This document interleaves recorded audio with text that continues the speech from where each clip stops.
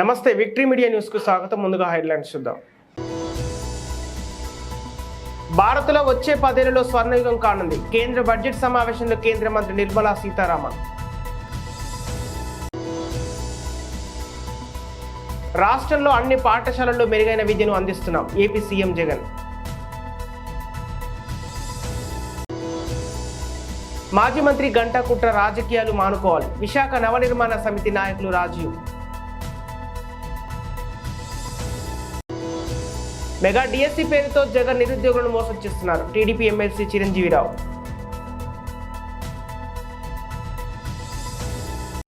Details చూస్తే భారతదేశ అభివృద్ధికి రాబోయే 5 ఏళ్ల కాలం స్వర్ణయుగం కానుందని కేంద్ర ఆర్థిక మంత్రి నిర్మలా సీతారామన్ వెల్లడించారు. పార్లమెంట్లో ఆమె మధ్యంతర బడ్జెట్ను ప్రవేశపెట్టారు. గడిచిన 10 ఏళ్ల ఎన్డీఏ పాలనలో దేశంలో పేదరిక నిర్మూలనకు చిత్తశుద్ధితో కృషి చేశామన్నారు. తమ సర్కారు కృషితో 10 ఏళ్లలో 25 కోట్ల మందికి పేదరిక నుంచి విముక్తి కలిగిందని చెప్పారు. పేదరిక నిర్మూలనకు రాబోయే రోజులను కృషి చేస్తామని అన్నారు. మధ్యతరగతి ప్రజలకు ప్రభుత్వం తరపున అండగా ఉంటామని చెప్పారు. వారి సొంతింటి కలను నిజం చేసేందుకు ప్రభుత్వం సహాయం చేస్తుందని వివరించారు. స్వయం సహాయక బృందాల ద్వారా 1 కోటి మంది మహిళలు లక్షాధికారులు అయ్యారని తెలిపారు. ప్రస్తుతం లఖ్పతి దీదీ టార్గెట్ను 2 కోట్ల నుంచి 3 కోట్లకు పెంచుతున్నట్లు మంత్రి నిర్మల చెప్పారు. పరిశోధన సృజనాత్మకకు 1,00,000 కోట్ల నిధిని ఏర్పాటు చేయనున్నట్లు మంత్రి హామీ ఇచ్చారు. Of returns has been reduced from 93 days in the year 2013-14 to a mere 10 days this year, thereby making refunds faster. Indirect taxation. By unifying the highly fragmented indirect tax regime in India, the GST has reduced the compliance burden on trade and industry. The industry has acknowledged the benefits of GST. According to a recent survey conducted by a leading consulting firm, 94% of industry leaders view the transition to GST as largely positive. According to 80% of the respondents, it has led to supply chain optimization, as elimination of tax arbitrage and octroi has resulted in disbanding of checkposts at the state and city boundaries. At the same time, tax base of GST more than doubled, and the average monthly gross GST collection has almost doubled to 1.66 lakh crores this year. States too have benefited. States' SGST revenue, including compensation released to states in the post-GST period of 2017-18 to 2022-23, has achieved a buoyancy of 1.22. In contrast, the tax buoyancy of state revenues from subsumed taxes in the pre-GST 4-year period of 2012-13 to 2015-16 was a mere 0.72. The biggest beneficiaries are consumers, as reduction in logistic cost and taxes have brought down prices of most goods and services. We have taken a number of steps in customs to facilitate international trade. As a result, the import release time declined by 47% to 71 hours at inland container depots, by 28% to 44 hours at air cargo complexes, and by 27% to 85 hours at seaports over the last 4 years since 2019. When the national time release ప్రభుత్వ పాఠశాలల్లో అంతర్జాతీయ విద్యా బోధన దిశగా కీలక ఘట్టం పూర్తయిందని రాష్ట్ర ముఖ్యమంత్రి వైఎస్ జగన్మోహన్ రెడ్డి అన్నారు. రాష్ట్రంలో ఇంటర్నల్ బాకలారియట్ సిలబస్ అమలు చేసేందుకు విద్యాశాఖతో ఐబీ అధికారులు ఒప్పందం చేసుకున్నారు. ప్రభుత్వ విద్యారంగంలో ఐబీని భాగస్వామ్యం చేయడం గొప్ప సంతృప్తినిస్తుందన్నారు. ఐబీతో భాగస్వామ్యం అత్యంత ముఖ్యమైనదని 1వ తరగతి నుంచి 12వ తరగతి వరకు ప్రభుత్వ స్కూళ్లను ఐబీతో ఏకీకృతం చేయడం గొప్ప సంతృప్తినిచ్చే కార్యక్రమం అన్నారు. Baccalaureate IB program with the government education spanning from class 1 to class 12 in Andhra Pradesh. In fact, the most important thing is the partnership in bringing about quality education which is going to be the most critical factor going forward when the next generation, where people usually say that IB is only for the aloof, is now going to be changed, where it would also be, this quality of education is also made available to the downtrodden as well, and IB could be made available. Becoming part of SCERT, that is our state board, the IB becoming part of our board and joining our board, and then evolving changes in curriculum, evolving changes in capacity building, evolving the educational module. So I'm pretty sure this is going to set new standards, and my profound thanks to all of you for making this a reality. My heartfelt thanks to all of you. Thank you. From the deepest of my heart. దేశ భవిష్యత్తును దృష్టిలో ఉంచుకొని మహిళలు, యువత మౌలిక వసతుల కల్పన కోసం కేంద్ర ప్రభుత్వం బడ్జెట్ను ప్రవేశపెట్టడం అభినందనీయమని జనసేన పిఎస్సి చైర్మన్ నాదెండ్ల మనోహర్ అన్నారు. గురువారం తెనాలిలో ఏర్పాటు చేసిన మీడియా సమావేశంలో ఆయన మాట్లాడుతూ ఎన్డీఏలో భాగస్వామ్యంగా ఉన్న నేపథ్యంలో ముందుగా ప్రధాని నరేంద్ర మోదీ, కేంద్ర ఆర్థిక శాఖ మంత్రి నిర్మలా సీతారామన్కు ప్రత్యేక అభినందనలు తెలిపారు. మార్గదర్శకంగా ప్రతి ఒక్కరిని కూడా ఆకర్షించే విధంగా ఒక ప్రయత్నం ఇంటరియం బడ్జెట్ ద్వారా చేయడం జరిగింది. సో ముందుగా జనసేన పార్టీ తరఫున ఎన్డీఏలో భాగస్వాములుగా నరేంద్ర మోడీ గారిని, అదేవిధంగా నిర్మలా సీతారామన్ గారిని ఈ విధంగా ఆలోచించి దేశ భవిష్యత్తుని దృష్టిలో పెట్టుకొని ప్రత్యేకంగా మహిళల కోసం, యువత కోసం, అదేవిధంగా ఇన్ఫ్రాస్ట్రక్చర్ పైన వాళ్ళు అనేక అంశాలపైన పెట్టిన ప్రత్యేక దృష్టిని మనస్ఫూర్తిగా జనసేన పార్టీ తరఫు నుంచి మేము స్వాగతిస్తున్నాం. అందులో ముఖ్యమైన అంశాలు యువతని ప్రోత్సహించడానికి టెక్నాలజీ విషయంలో, స్టార్టప్స్ విషయంలో వాళ్ళకు భరోసా కల్పించే విధంగా 1,00,000 కోట్ల రూపాయల కార్పస్ ఫండ్ ఏదైతే ప్రకటించారో అది సుమారు 50 సంవత్సరాల వరకు వడ్డీ లేని రుణాలుగా మార్చుకుని రీఫైనాన్సింగ్, రీస్ట్రక్చరింగ్ కూడా ఉపయోగించే విధంగా కేంద్ర ప్రభుత్వం తీసుకున్న నిర్ణయాన్ని మనస్ఫూర్తిగా మేము స్వాగతిస్తున్నాం. ఎందుకంటే గతంలో ఇప్పటం సభలో మా పార్టీ అధ్యక్షులు పవన్ కళ్యాణ్ గారు షణ్ముఖ వ్యూహం అనే కార్యక్రమం తీసుకొచ్చినప్పుడు యువతని ప్రోత్సహించడానికి కోసం ప్రతి నియోజకవర్గంలో కూడా కనీసం 10 మందికి ఉపాధి కల్పించే విధంగా ఒక 10 లక్షల రూపాయల ఆర్థిక సహాయం సెల్ఫ్ అండ్ మీడియం ఎంటర్ప్రైజెస్ని ప్రోత్సహించే విధంగా, స్మాల్ అండ్ మీడియం ఎంటర్ప్రైజెస్ని ప్రోత్సహించే విధంగా ఆయన ఒక నిర్ణయం తీసుకుని ఆ రోజున రాష్ట్ర యువతని ఎంతో ప్రోత్సహించారు. దాని కంటిన్యూషన్గా ఈ స్కీమ్ కూడా ఖచ్చితంగా టెక్నాలజీని ఉపయోగించుకునే విధంగా, రాబోయే రోజుల్లో రీసెర్చ్ని ఉపయోగించుకునే విధంగా ఈ పథకం ఉపయోగపడుతుందని మనస్ఫూర్తిగా మేము నమ్ముతున్నాం. అదేవిధంగా మధ్యతరగతికి ఉపయోగపడే విధంగా హౌసింగ్ స్కీమ్ ఏదైతే ప్రధానమంత్రి గారి ప్రభుత్వం ఈ రోజున వాళ్ళు ప్రకటించారో, ప్రత్యేకంగా ప్రధానమంత్రి ఆవాస్ యోజన కింద 2 కోట్ల అదనంగా గృహ నిర్మాణం కోసం ఏవైతే శ్రీశైలం మల్లికార్జున స్వామి వారిని టీడీపీ జాతీయ ప్రధాన కార్యదర్శి నారా లోకేష్ కుటుంబ సమేతంగా దర్శించుకున్నారు. అంతకుముందు ఆలయం వద్ద లోకేష్తో పాటు ఆయన సతీమణి బ్రాహ్మిణి, కుమారుడు దేవాంశు అధికారులు స్వాగతం పలికారు. అనంతరం స్వామివారికి రుద్రాభిషేకం, అమ్మవారికి కుంకుమార్చన పూజలు చేశారు. అమ్మవారి ఆలయ ప్రాంగణంలో అర్చకులు వారికి వేద ఆశీర్వచనం అందించి తీర్థ ప్రసాదాలను అందించారు.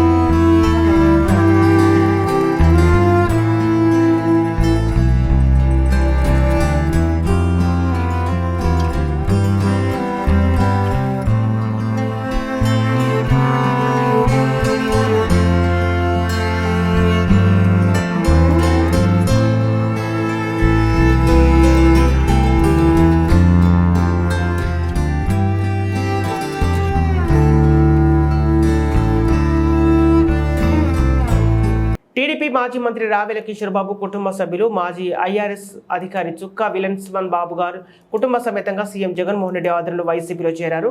తాడపల్లి సీఎం జగన్ క్యాంపు కార్యాలయంలో జరిగిన ఈ కార్యక్రమంలో సీఎం జగన్ వారికి పార్టీ కండువా కప్పి ఆహ్వానించారు.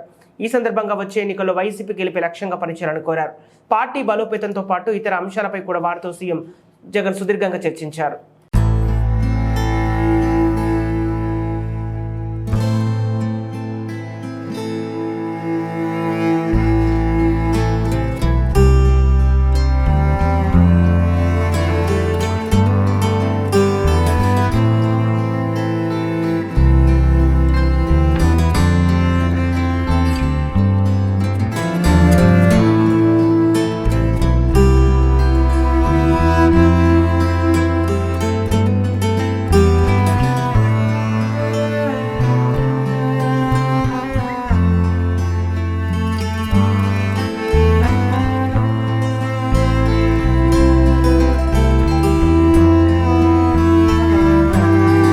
విశాఖ ఉత్తర ఎమ్మెల్యే గంటా శ్రీనివాసరావు కుట్ర రాజకీయాలకు స్వస్తి పలికి వాస్తవాలు మాట్లాడాలని విశాఖ నవనిర్మాణ సమితి అధ్యక్షులు తోట రాజీవ్ కోరారు. విశాఖ పబ్లిక్ లైబ్రరీలో ఏర్పాటు చేసిన విలేకరుల సమావేశంలో ఆయన మాట్లాడుతూ యావత్ రాష్ట్ర ప్రజానీకానికి గంటా కుట్ర రాజకీయాలు తెలియనివి కాదన్నారు. నిరంతరం అధికార పార్టీలోకి వెళ్లడం కోసం పార్టీలన్నీ విడి అమరావతి వద్దు, 3 రాజులను ముద్దు అని ప్రకటించి విశాఖపట్నంకి ఏదో లబ్ధి జరుగుతుందని చూపించి దొంగ ప్రేమ నటిస్తూ విశాఖ స్టీల్ ప్లాంట్ కోసం రాజీనామా చేస్తున్నారని ప్రకటించడం ఓ బూటకమని విమర్శించారు.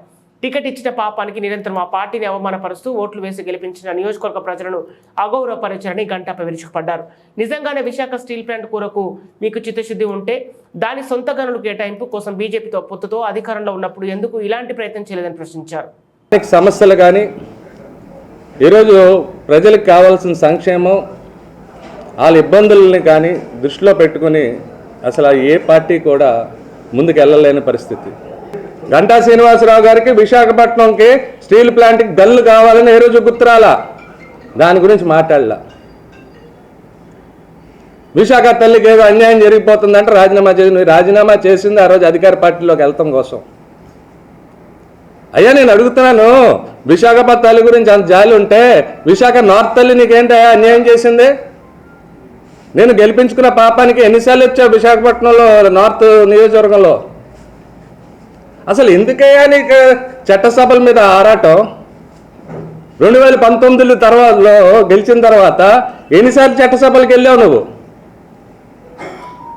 విశాఖపట్నం సమస్యల మీద కానీ, విశాఖపట్నం అభివృద్ధి మీద కానీ, విశాఖపట్నం నవ నిర్మాణం కోసం కానీ నువ్వు టేబుల్ చేసిన పేపర్లు ఏమున్నాయి?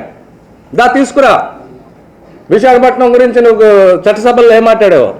వాళ్ళు చట్టసభలకు వెళ్ళాలనే ఉద్దేశం లేనప్పుడు ఇతర ప్రాంతాల్లో కష్టపడి పనిచేస్తున్న వాళ్ళ మీద నీ దాడి ఏంటి? 4.5 సంవత్సరాలు ఏమో ఎవడో పనిచేస్తాడా ఆ నియోజకవర్గంలో? నువ్వు చివరి వెళ్ళి తెలుసావా? నువ్వు సెలబ్రిటీవయ్యా? దేని గురించి? ఒకవేళ నువ్వు సెలబ్రిటీ అన్నా దేని గురించి సెలబ్రిటీ? నువ్వు యావత్ జాతిని ఎలా సంకనాకించాడు. మా బాధ మాకు మేము పడతా వచ్చాం, ఏదో మాలాంటి వాళ్ళు మిగిలేము కాబట్టి అక్కడ కాపాడాం. ఇప్పుడు విశాఖపట్నంలో అసలు ఏ ప్రాంతాన్ని నువ్వు అభివృద్ధి చేసావు చెప్పు? ఎడ్యుకేషన్ మినిస్టర్ చేసావు. ఎడ్యుకేషన్ మినిస్టర్ చేసినాక నువ్వు నీ కుటుంబం చేసిన స్కామ్లు ఏంటి? సార్వత్రిక ఎన్నికల ప్రక్రియ ప్రారంభమవుతున్న నేపథ్యంలో బీజేపీ అధిష్టానం అన్ని ఏర్పాట్లు చేస్తుందని, దీనిలో భాగంగా పార్లమెంటు బీజేపీ కార్యాలయాలను ప్రారంభించినట్లు బీజేపీ మాజీ ఎమ్మెల్యే విష్ణుకుమార్ రాజు తెలిపారు. నగరంలోని పేదవాల్తేరులోని బీజేపీ పార్లమెంటు కార్యాలయం ప్రారంభించిన అనంతరం ఆయన మీడియాతో మాట్లాడుతూ సీఎం జగన్మోహన్ రెడ్డి త్వరలోనే ప్రజాకోర్టులో ప్రజలకు సమాధానం చెప్పాల్సిన అవసరం ఎంతైనా ఉందన్నారు. జగన్ ఇచ్చిన హామీల అమలు ఏ మేరకు చేశారో ప్రజలకు తెలియజేయాలని, అన్ని వర్గాలను నమ్మించి మోసం చేశారని త్వరలోనే తగిన బుద్ధి చెప్తారన్నారు. ఈ సమావేశంలో పార్టీ నగర అధ్యక్షుడు మేడపాటి రవీంద్ర తదితరులు పాల్గొన్నారు. రాష్ట్ర సుహాసిని ఆనంద్ గారు ఇతర పెద్దలందరూ పాల్గొనడం జరిగింది. దీనికి సంబంధించి మరిన్ని విషయాలు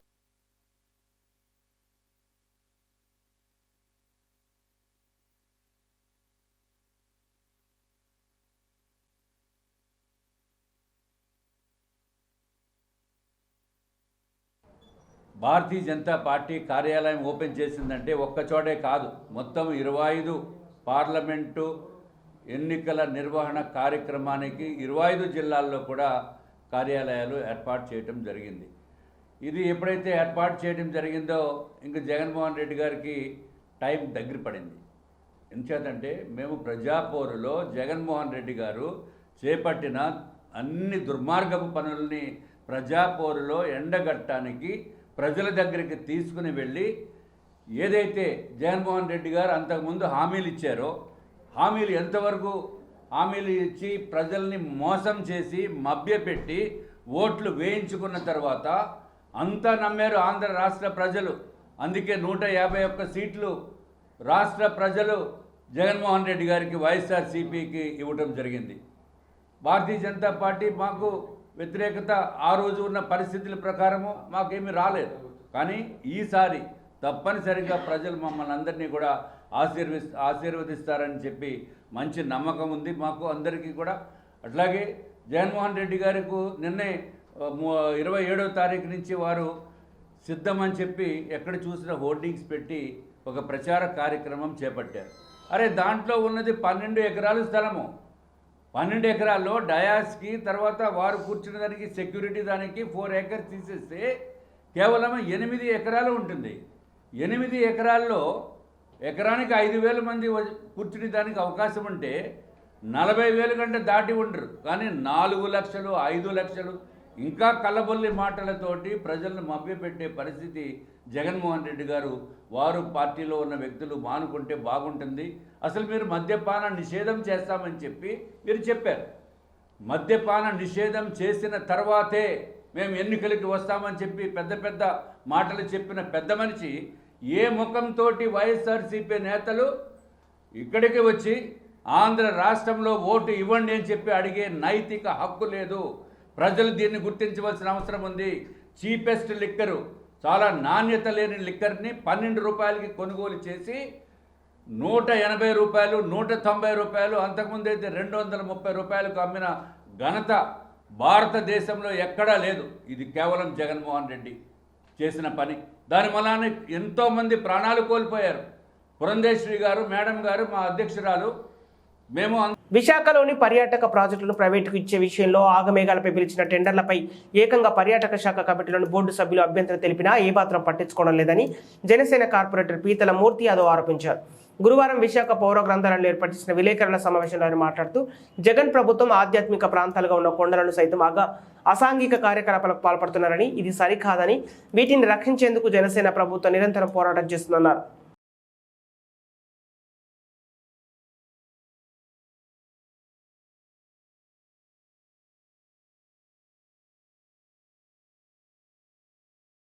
టూరిజం బోర్డు మీటింగ్ ఏదైతే మొన్న 29వ తారీఖున జరిగిందో 29వ తారీఖున జరిగిన టూరిజం బోర్డు మీటింగ్లో బోర్డు మీటింగ్ సభ్యులు చైర్మన్ ఈ యొక్క 27 హోటల్ని ప్రైవేటీకరణ చేయడానికి రద్దు చేయాలని చెప్పి బోర్డు తీర్మానం చేసినప్పటికీ కూడా ఏపీ టూరిజం ఎండీ కానీ రాష్ట్ర ప్రభుత్వం కానీ ముఖ్యమంత్రి కానీ టూరిజం మంత్రి రోజా కానీ ఇప్పటి వరకు సాక్షాత్తు బోర్డు మెంబర్లే దీంట్లో పెద్ద ఎత్తున అవినీతి కూరుకుపోయి ఉంది. దీంట్లో లోపభూయిష్టంగా ఉంది. ఆగమేఘాల మీద 3 రోజుల్లో టెండర్ పిలవడం ఏంటని సాక్షాత్తు బోర్డు మెంబర్లే వాళ్ళ మీటింగ్లో కూడా విమర్శించి రద్దు చేయాలని ప్రతిపాదిస్తే ఈవాటి వరకు రాష్ట్ర ప్రభుత్వం జగన్మోహన్ రెడ్డి మరి తైతక్కలాడేటువంటి మంత్రి రోజా ఎందుకు ఆ టెండర్ని రద్దు చేసినట్టు ప్రకటించడం లేదు? సాక్షాత్తు కైలాసగిరి కొండ మీద దీర్ఘకాలానికి రిక్వెస్ట్ ఫర్ ప్రపోజల్ని ప్రభుత్వం కాల్ఫర్ చేసింది ఏపీ టూరిజం ముసుగులో. అంటే తిను తాగు తందనాలు ఆడు. సాక్షాత్తు ఆధ్యాత్మికత చెందినటువంటి కైలాసగిరి కొండ శివపార్వతులు ఉండేటువంటి కొండది. దాని మీద తినడానికి తాగడానికి తైతక్కలాడడానికి అసాంఘిక కార్యకలాపాలకి చోటు ఇవ్వడానికి ఇవాళ టూరిజం ముసుగులో వీళ్ళు కైలాసగిరిని ప్రైవేట్ వ్యక్తులు కట్టబెట్టేటువంటి కార్యక్రమం రాష్ట్ర ప్రభుత్వం చేస్తుంది.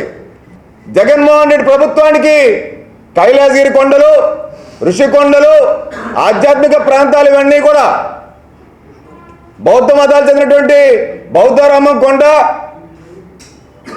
ఇవన్నీ తొట్లకొండ, ప్రాచీన చరిత్ర కలిగినటువంటి కొండల్ని, ఆధ్యాత్మిక ప్రాంతాలని అసాంఘిక కార్యకలాపాలకి వేదికగా వైఎస్ఆర్సీపీ ప్రభుత్వం ఏదైతే చేస్తూ ఉందో ఖచ్చితంగా జనసేన పార్టీ దీనిపైన పోరాడుతూ ఉంది. విశాఖలో తాటిపూడి రిజర్వాయర్ 9.5 MGD వాటర్ని పదవులు పొందడానికి బీసీలపై ప్రేమ చూపించి తర్వాత మర్చిపోతున్నారని బీసీ సంక్షేమ సంఘం రాష్ట్ర అధ్యక్షుడు కేశన శంకర్రావు విమర్శించారు. గురువారం పెదవాల్తీరులో ఫంక్షన్ హాల్లో ఏర్పాటు చేసిన మీడియా సమావేశంలో ఆయన మాట్లాడుతూ పదవి పొందే వరకు బీసీల అభ్యున్నతి లక్ష్యమని చెప్పే నేతలు అధికారంలోకి వచ్చిన తర్వాత ఆయా పార్టీలకే కొమ్ముకొస్తున్నారని ఆగ్రహం వ్యక్తం చేశారు. బీసీలు వెనుకబడి ఉండటానికి ఇలాంటి నేతలు స్వప్రయోజన ఆలోచనలే కారణమన్నారు. అగ్రకులాలు ఆయా పార్టీలు బెదిరించిన పదవులు అనుభవిస్తున్నంత కాలం బీసీలు వెనుకబడిన వారిగానే మిగులుతారన్నారు. బీసీల సమస్యలు బాధలను ఏమాత్రం పట్టించుకోవడం విచారకరమన్నారు. ఆయా పార్టీలు తీసుకున్న బీసీ వ్యతిరేక బిల్లును సమర్థిస్తూ బీసీల వెనుకబాటుకు కారణంగా వారు నిలుస్తున్నారన్నారు. సీటు కోసం కొన్ని కోట్ల రూపాయల లంచం ఇవ్వడానికి సిద్ధపడుతున్నారే కానీ రాజ్యాధికార దిశగా కార్యాచరణ రూపొందించడం లేదని ఆవేదన వ్యక్తం చేస్తారు. జోహార్ సర్దార్ గౌతు లచ్చన్న, జై హింద్. నాయకత్వం, నాయకత్వం, జై బీసీ, జై బీసీ, జై బీసీ. జోహార్ మహాత్మా జ్యోతిరావు ఫులే, జోహార్ డాక్టర్ బిఆర్ అంబేద్కర్, జోహార్ డాక్టర్ బిఆర్ అంబేద్కర్. మనకి స్వాతంత్రం వచ్చి 75 సంవత్సరాలు దాటిన తర్వాత కూడా కేవలంగా పదవులు పొందటాకే బీసీలు ఆయా రాజకీయ పార్టీల్లో ఉన్నవారు ఎనలేని ప్రేమని పొందాలని చూస్తూ ఉన్నారు. వివిధ రాజకీయ పార్టీల్లో వాళ్ళకి అవమానం జరిపినప్పుడు బీసీల ఐక్యత గురించి మాట్లాడుతూ ఉన్నారు. అంటే వాళ్ళు పదవిలో ఉన్నప్పుడు ఏం మాట్లాడకుండా పదవి పోయిన తర్వాత బీసీల ఐక్యత గురించి మాట్లాడుతూ ఉన్నారు. అది బీసీ ఐక్యతకి వీళ్ళు ఏ రకమైనటువంటి చిత్తశుద్ధి అనేది మనందరూ కూడా అర్థమవుతూ ఉంది. వీళ్ళకి అందరూ కూడా కనువిప్పు కలగాలి అంటే బానిస బతుకుని మనం విడనాడాలి. ఈ రాజకీయ పార్టీలకి తగినటువంటి రీతిలో బుద్ధి చెప్పే విధంగా మనందరూ కూడా దేశ జనాభాలో అత్యధిక సంఖ్యాకులైనటువంటి బలహీన బడుగు వర్గాల వారు బీసీలు, ఎస్సీలు, ఎస్టీలు, మైనార్టీస్లన్నీ కూడా కలుపుకుని మనం ఒక రాజ్యాధికారం సాధించటానికి, ఆత్మగౌరవాన్ని కాపాడుకోవటానికి రాజ్యాధికారమే అంతిమ లక్ష్యంగా ఆనాడు పూలే అంబేద్కర్ ఏదైతే చెప్పారో దాన్ని తూచా తప్పకుండా అనుసరించకపోవడం అనేది మనం చేసుకున్నటువంటి పరిస్థితి మనకు అర్థమవుతూ ఉంది. బీసీ నాయకులు వివిధ రాజకీయ పార్టీల్లో ఉంటున్నారు. ఆ రాజకీయ పార్టీల్లో వాళ్ళకి పదవి రాకపోతేనో లేకపోతే వాళ్ళకి ఏదైనా అక్కడ అవమానాలు జరిగితేనో బయటకు వచ్చి మాకు బీసీలకు అవమానం జరుగుతుందని చెప్పేటువంటి విషయాన్ని మాట్లాడుతూ ఉన్నారు. అయ్యా, మీరు రాజకీయ పార్టీలో ఉన్నప్పుడు అసలు బీసీల గురించి మీరు ఏమి చర్చ చేశారు? బీసీల గురించి మీరు ఏమి వాళ్ళ సమస్యల మీద మీరు ఏం మాట్లాడారో ఒకసారి మీరు ఆత్మ పరిశీలన చేసుకోవాలి. మీకు ఇబ్బందులు లేకపోతే మీకు అవమానాలు జరిగితే బీసీలు గుర్తుకొస్తూ ఉంటారు. మరి గతంలో చూస్తే కూడా ఒక రాజకీయ పార్టీ కాదు, అన్ని రాజకీయ పార్టీల్లో కూడా ఇదే తంతుగా వ్యవహరిస్తూ ఉన్నారు. దీనికి కొంతమంది నాయకులు కొన్ని పార్టీలు కులగలను అడ్డుకుంటాం, కోర్టులకు వెళ్తాం అంటున్నారు. బీసీలు కులగలను ఏ పార్టీ అడ్డుకుందో ఆ పార్టీ భూస్థాపితం అయిపోద్దని ఇందు మూలంగా తెలియజేస్తున్నాం. బీసీలు కులగలను మాత్రం అడ్డుకోవడానికి మీకు ఏం హక్కు ఉంది? మీ ఓట్లు మావి, సీట్లు మీవి. మా జనాభా తమాషా ప్రకారం తెలిస్తే కదా మాకు వచ్చిన రాయితీలు కానీ ఏవి కానీ మాకు ఇస్తారు. సో మీ ఈ ప్రెస్ మీట్ పూర్వకంగా బీసీలు కులగలను ఏ పార్టీ అడ్డుకుంటే రాబోయే ఎన్నికల్లో వాళ్ళు భూస్థాపితం చేస్తామని ఇందు మూలంగా తెలియజేస్తాం. అలాగే విశాఖపట్నంకి వచ్చినప్పుడు స్థానిక నాయకులకి అవకాశాలు ఇవ్వకుండా వలస నాయకులు వస్తున్నారు ఇక్కడికి. వలస నాయకుల్ని ఏ పార్టీ వేస్తేనే పార్టీలన్నీ కూడా బీసీ ఓట్లు మమ్మల్ని చెప్తున్నారు. ఇప్పుడు మా పెద్దలు మాట్లాడినట్టు ముందే తాయిలాడు వేస్తున్నారు అనుకుంటుపోతాం. ఈసారి అయితే జరగదు. వలస నాయకుల్ని పారదోలుతాం విశాఖపట్నం నుంచి. స్థానిక నాయకత్వం వద్దు, వలస నాయకత్వం వద్దని నినాదంతో మేము ముందుకు వెళ్తామని ఈ సభాముఖంగా మేము తెలియజేస్తున్నాం.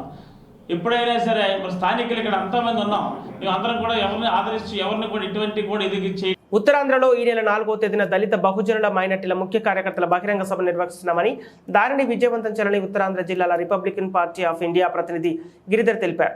గురువారం నగరంలోని రామాటాకీస్ అంబేద్కర్ భవన్లో ఏర్పాటు చేసిన మీడియా సమావేశంలో ఆయన మాట్లాడుతూ ఈ కార్యక్రమానికి జాతీయ స్థాయిలో నాయకులు పాల్గొంటారని, ఈ సమావేశాన్ని విజయవంతం చేయాలని కోరారు. ముఖ్యంగా చెప్పవలసింది ఏంటంటే ప్రెస్ మీట్ కదా, అంతా 9:30కి వచ్చేసారు వాళ్ళు.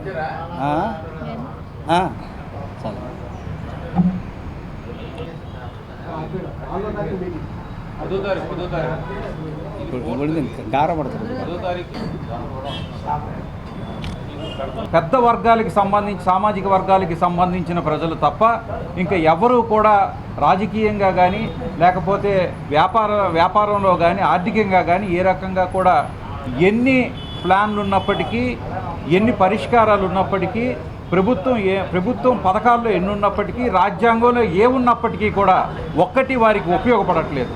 అందువలన ఈరోజు ఉద్దేశం ఏంటంటే ఏదైతే రిపబ్లిక్ పార్టీ ఆఫ్ ఇండియా ఉందో అది అంబేద్కర్ గారు స్థాపించింది కాబట్టి ఈ republic party of India Ambedkar అనేటువంటి పార్టీని పూర్తిగా బలోపేతం చేసి మొత్తం నేషనల్ లెవెల్లోని ఇది జాతీయ స్థాయిలోని ఈ పార్టీని పూర్తిగా అభివృద్ధి చేస్తున్నారు.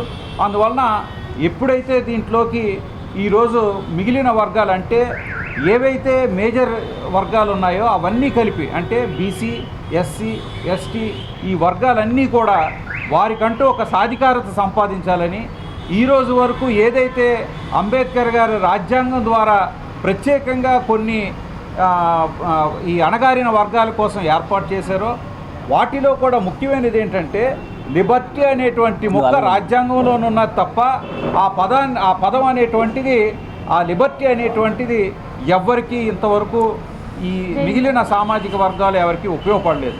అందువల్ల ఈరోజు ఏంటంటే ఎన్నికల సమయంలో మెగా డిఎస్సీ పేరుతో నిరుద్యోగులను మరోసారి సీఎం జగన్మోహన్ రెడ్డి మోసం చేస్తున్నారని టీడీపీ ఎమ్మెల్సీ వేపాడ చిరంజీవిరావు అన్నారు.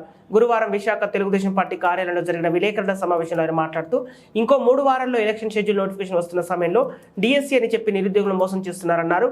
మెగా డిఎస్సీ ఇస్తామని చెప్పి దగా చేశారని, నిరుద్యోగులను మోసం చేసే రీతిలో 6,100 ఉద్యోగాల భర్తీ చేస్తామని మంత్రిమండలి నిర్ణయించింది అని చెప్పడం ఎంతవరకు న్యాయమని ప్రశ్నించారు. 2019 సాధారణ ఎన్నికలకు వెళ్లే ముందు రాష్ట్రంలో 2,30,000 ఉద్యోగాలు ఖాళీగా ఉన్నాయని, ఉపాధ్యాయుల పోస్టులు ఖాళీ అయితే 23,000 పైగా ఖాళీ ఉంటే కేవలం 6,100 పోస్టులకు మాత్రమే నోటిఫికేషన్ ఇచ్చారని, అంటే మిగతా ఉద్యోగాలు ఏమయ్యాయంటూ ప్రశ్నించారు.